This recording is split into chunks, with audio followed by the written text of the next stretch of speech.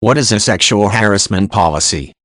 A sexual harassment policy is a document made available to employees at a place of work, students and teachers at a school, and other members of a group to indicate behaviors that are unacceptable. These types of behaviors are usually those that constitute sexual harassment, and those specific behaviors may vary among policies. Many of them will have similar features. This type of policy will also typically indicate how violations of the policy can be reported, as well as possible consequences for such violations. A sexual harassment policy is usually posted in a visible area of a workplace, and is often given out to new employees or students. It is typically the responsibility of the owners of a business or those who are charged with operating a business or school to create and distribute a sexual harassment policy. In many countries, including the U.S., sexual harassment is illegal in the workplace, schools, and public institutions. The laws that identify and criminalize forms of sexual harassment also typically require that employers and educators clearly educate employees and students on what forms of behavior are unacceptable through the use of a sexual harassment policy.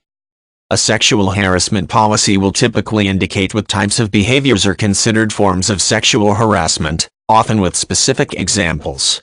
This will usually include words, images, and physical acts that are sexual in nature and cause someone else to feel threatened or emotionally distressed. Sexual harassment does not always have to include explicit or sexual language. However, in comments related to gender discrimination or gender-based harassment are often part of a sexual harassment policy. Actions taken by employees, managers, and other individuals in a workplace or other institution that create a hostile or threatening environment for someone based on gender or sexual preference or identity are also forms of sexual harassment. While a sexual harassment policy often serves to indicate what behaviors are considered forms of sexual harassment, it will also typically indicate how such harassment can be handled. The policy will usually indicate procedures for reporting sexual harassment, as well as indication of who such claims should be made to.